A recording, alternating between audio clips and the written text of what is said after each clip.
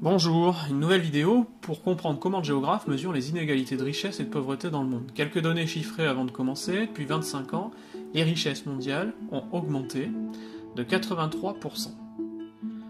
Parallèlement, la part des personnes souffrant d'extrême pauvreté, c'est-à-dire vivant avec moins de 1,25$ par jour, a reculé. Elle est passée de 36% de la population mondiale à moins de 12%. Mais dans le même temps, les inégalités se sont accrues. Aujourd'hui, 840 millions de personnes vivent en situation d'extrême pauvreté. À l'opposé, 80 personnes détiennent la moitié de la richesse mondiale. Il est donc nécessaire d'identifier, de localiser les inégalités et de se doter, à cet effet, d'indicateurs. Comment mesurer ces inégalités? Pour les mesurer, le géographe utilise des indicateurs multiples et complémentaires entre eux. La richesse peut être mesurée par le produit intérieur brut, PIB. Pour un État, c'est l'ensemble des richesses produites par les acteurs économiques du pays, entreprises, administrations, particuliers. En divisant ce PIB par le nombre d'habitants du pays concerné, vous pouvez obtenir le revenu national brut, c'est-à-dire le revenu moyen disponible par habitant. Attention, il ne s'agit que d'une moyenne. Par exemple, sur la carte à l'échelle mondiale, les États-Unis apparaissent comme un État où le PIB est l'un des plus élevés au monde.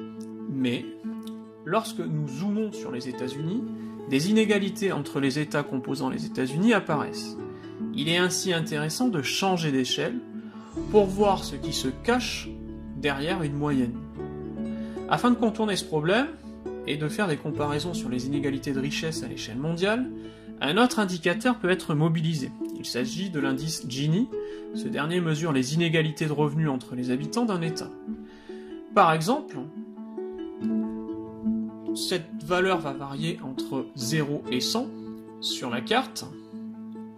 Plus un pays est proche de 0, plus il tend vers une égalité entre ses habitants. C'est le cas des pays qui sont en jaune. A l'inverse, 100 signifie une inégalité très élevée. C'est le cas du Brésil, qui apparaît en rouge, où les inégalités sont importantes. Les inégalités peuvent aussi être mesurées par l'IDH. Cet indicateur du développement humain permet de mesurer le niveau de développement d'un pays. L'espérance de vie, le niveau d'instruction et le PIB sont pris en compte pour son calcul. Il varie entre 0 et 1, plus un pays est proche de 1, plus il est développé. C'est le cas par exemple de l'Australie. À l'opposé, la République démocratique du Congo, étudiée dans le chapitre précédent, a un IDH très faible de 0,414. Enfin, l'indice de pauvreté multidimensionnel, créé en 2010, renseigne sur les privations que cumulent des individus dans les domaines du niveau de vie, de la santé et de l'éducation.